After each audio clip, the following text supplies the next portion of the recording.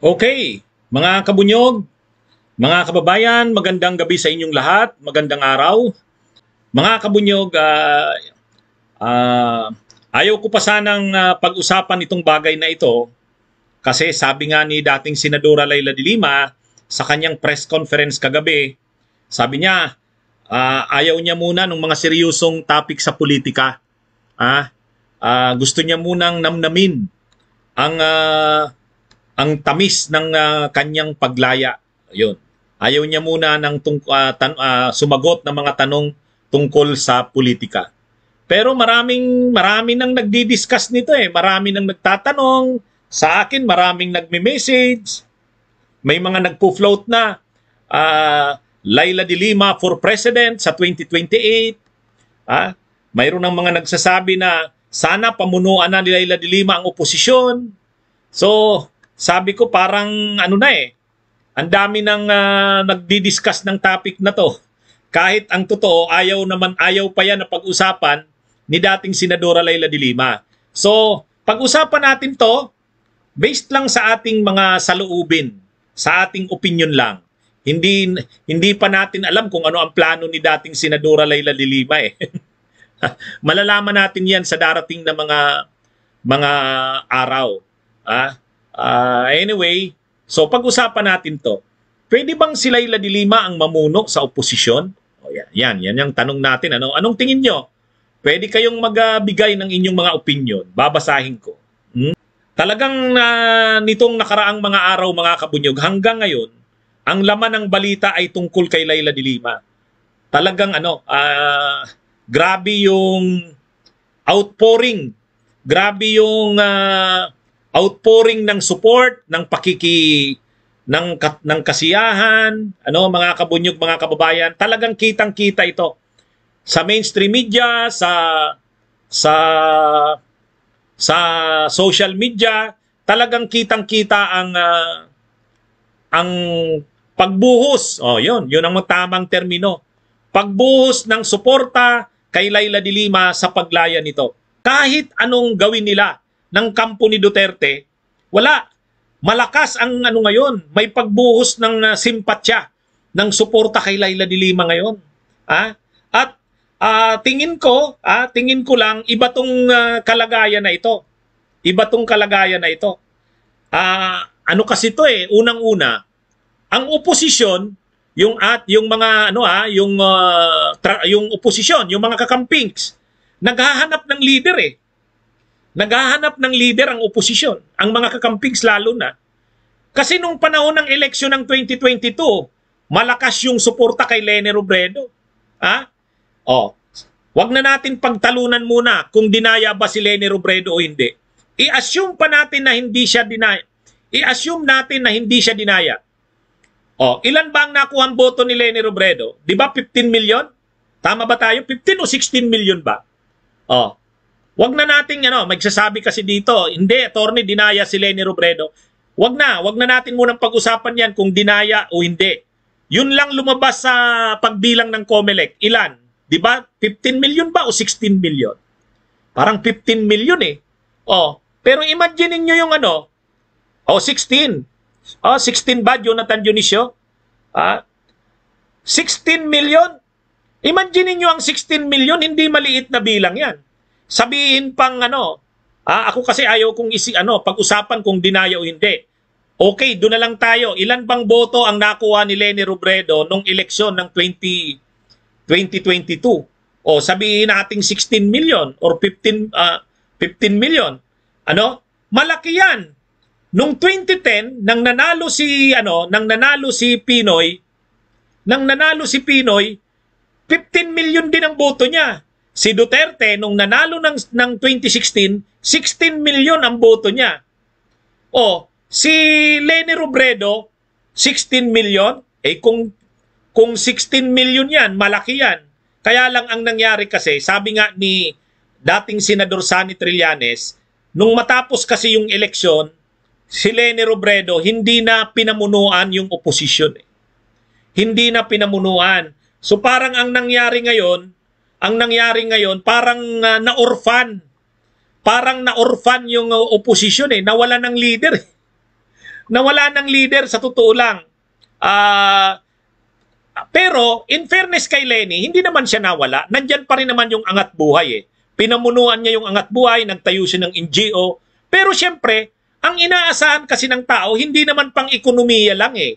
Kung mamumuno ka ng oposisyon, dapat hindi lang pang ekonomiya. Totoo, kailangan natin yung mga Angat Buhay na yan. Totoo, kailangan natin matulungan ang mga kababayan nating nangangailangan. At tama yung ginawa ni Lenny na may NGO-ng binuo, yung Angat Buhay. Pero higit sa mga angat buhay na yan, kailangan pa rin may tumayong oposisyon na puposisyon sa mga importanteng issue ng bayan. Napakaraming issue ng bayan. Ano? Confidential funds, Maharlika, ay napakaraming issue. Yung mataas na presyo ng bigas, ano? Yung ito lang na confidential funds na to, napakalaking issue nito. Bago pa nito yung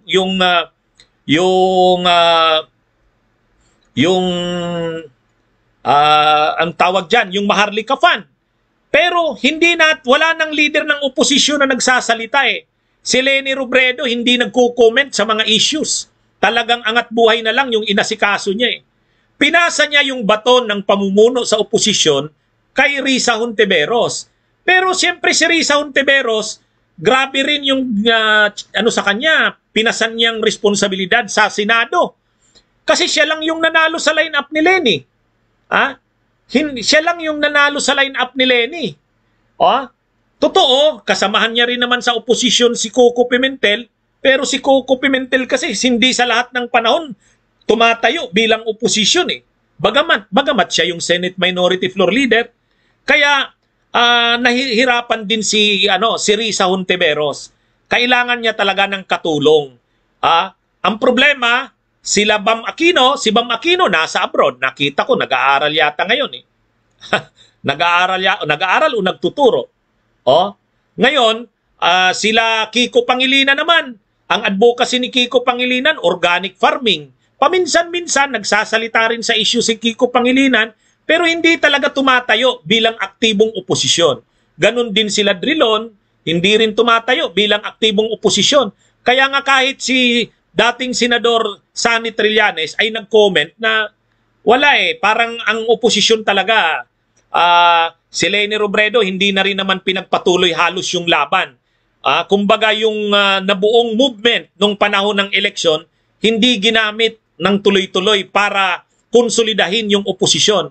Kasi sa tindi ngayon, lalo na ito, nag-aaway yung unitives, nag-aaway sila. Napakaganda sanang pagkakataon sa oposisyon. At sa dami ng isyung lumilitaw, napakaganda sanang pumosisyon ang oposisyon, manindigan. Kaya lang, wala tayong magagawa eh. Yan yung nangyari. Ngayon, ang marami nagsasabi, paano na ba ang oposisyon? Sino nang magdadala ng bandila nito? Malapit na ang eleksyon sa 2025, wala pa tayong nakikitang parang gumagalaw sa oposisyon. Sabi ko naman sa mga kabunyog, sabi ko, tayo sa bunyog, kahit wala pang namumuno sa oposisyon, tuloy lang tayo. Gawin lang natin yung part natin. Mag-organize na tayo ng mag-organize. Kaya ang nangyari, ang bunyog, sabi ko, kung wala si Lenny, okay lang. Kung hindi pa kumikilo sila Bam Aquino, hindi pa kumikilo sila Kiko Pangilinan, okay lang. Hindi naman tayo nakadepende sa kanila. Basta ang bunyog, sabi ko, i-organize na natin. Kaya ang nangyari yung bunyog, nakikita nyo ngayon, mayroon tayong mga kabunyog nandun sa Mindanao, 1 buwan sila doon, nag-o-organize. So, mga kabunyog, talagang kitang-kita na ang oposisyon, kailangang may magkaisa nito. Una, mayroong mga grupo na, halimbawa, yung grupo nila retired General Eli Rio, ang issue nila yung tungkol sa dayaan sa eleksyon. Gusto nilang papanagutin ang COMELEC, iban ang Smartmatic, yun, hindi rin nasusuportahan yung movement na yon. Ang isa pang grupo, itong grupo ng Makabayan Black sa Kamara, lumalaban din. Ang nangyayari, lumalaban ang grupo nila Eli Rio, lumalaban ang grupo ng Bunyog, lumalaban si Risa Hontiveros, lumalaban ang minsan si Lagman pumuposisyon din, pero walang Walang leader na nagbibigkis ng lahat ng ito eh. Kailangan natin ng isang leader na magbibigkis. Noong September 21, yung anniversary ng deklarasyon ng martial law, yung mga progresibong grupo, yung Bayan, yung grupo nila, Bayan Muna, nila Colmenares, yung Makabayan Black nila Franz Castro, yung grupo nila Sarate, nandun sa Liwasan, kasama ng Bunyog. Nandun din si yung grupo nila Leody de Guzman at sa kanila Attorney Lux Spirito, magkakasama kami doon. Pero yung grupo ng Tindig Pilipinas, yung grupo ng Akbayan, wala sila doon. Yan yung grupo nila Risa Hontiveros, wala rin yung Liberal Party. Yung grupo nila retired General Elerio nandun sa Comelec, nagrarally. So hiwa-hiwalay eh. Kailangan natin ng mag-iisa ng oposisyon. Kaya ako sa tingin ko, baka si Leila de Lima kaya niya itong gawin. Pero siyempre, kung si Leni Robredo gusto pang pamunuan ng oposisyon, tingin ko magigibway yan si Leila. Kahit si Risa, magigibway yan. Kasi si Leni Robredo pa naman ang pinakamalakas na pwedeng mamuno sa oposisyon. Kaya lang, kung talagang si Leni Robredo ay desisyonado na iba na yung mamuno, dapat may tumanggap na ng hamon. Hawakan ang sulo ng pamumuno. 'Di ba? At kung si Leila de Lima ngayong nakalaya na ay handa siyang pamunuan ng oposisyon, madali niyang makuha ang lahat eh. Kaya niyang isama yung grupo nila retired General Elerio. Kaya niyang isama yung grupo nila Lux Spirito at Leody de Guzman. Kaya niyang isama yung grupo nila Nery Colmenares. Kaya niyang isama ang Bunyog. Kaya niyang isama ang Akbayan nila Risa. Kaya niyang isama ang Liberal Party. Kaya niyang isama dyan ang Magdalo, sa tingin ko So, si Leila de Lima, kaya niyang pagkaisahin ang lahat na yan. Kaya niya yan eh. Kaya lang hindi gagawin yan ni Leila de Lima kung hindi siya ang nunumbrahan o i-designate nila Leni Robredo. Kailangan muna, siyempre, tanungin si Leni. Kaya pa bang pamunuan ni Leni ang oposisyon? Kasi kung kaya ni Leni, si Leni pa rin ang pinakamalakas na pwedeng mag-leader ng oposisyon. Siya pa rin ang dapat kilalanin. Pero kung talagang decided na si Leni, hindi na niya kaya, ayaw niya na, iba naman ang mamuno, magpipili lang tayo kay Risa at saka kay Leila. Si Risa kasi busy sa loob ng Senado. Kailangan ang mamuno nasa labas. May panahon.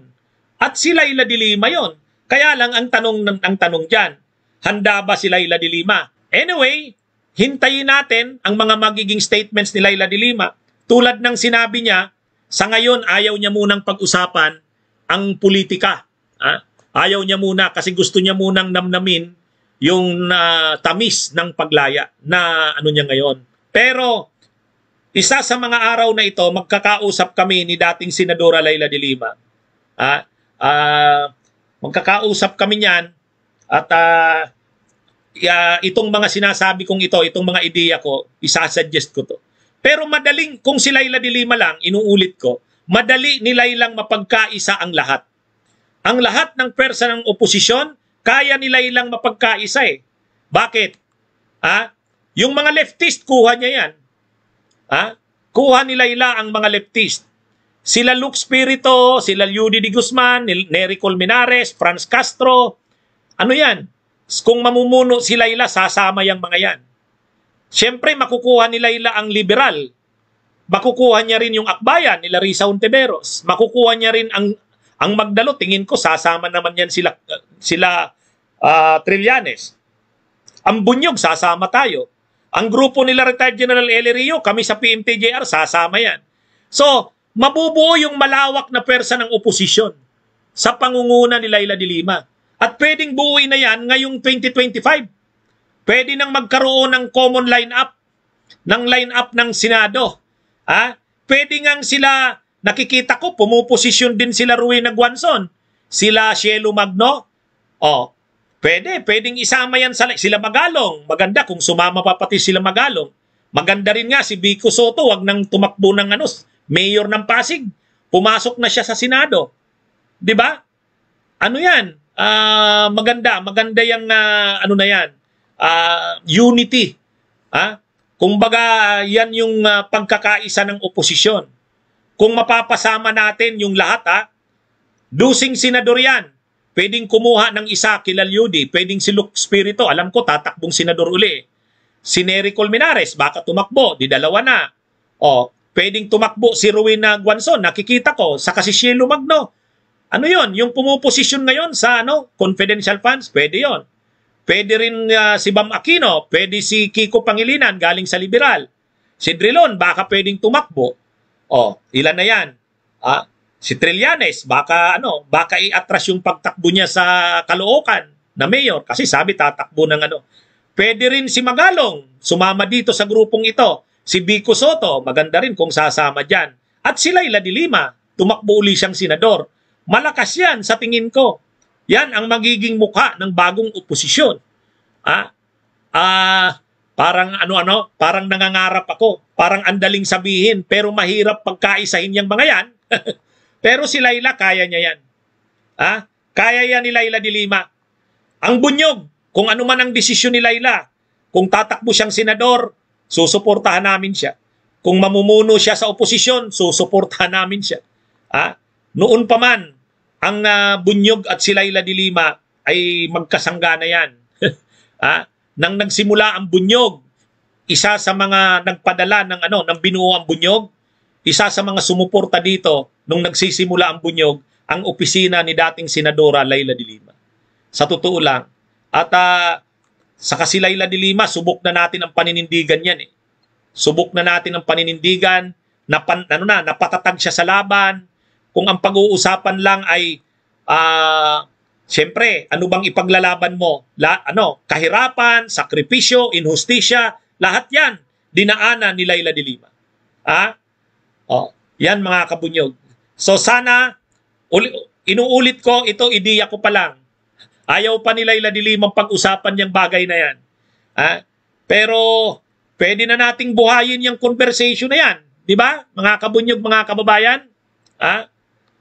Pwede na nating buhayin yung conversation na yan. At least sa social media. Okay. So sige mga kabunyog, mga kababayan. Magandang gabi sa inyong lahat. Mabuhay po tayo. Bunyog, bunyog, halikan na kasama ka.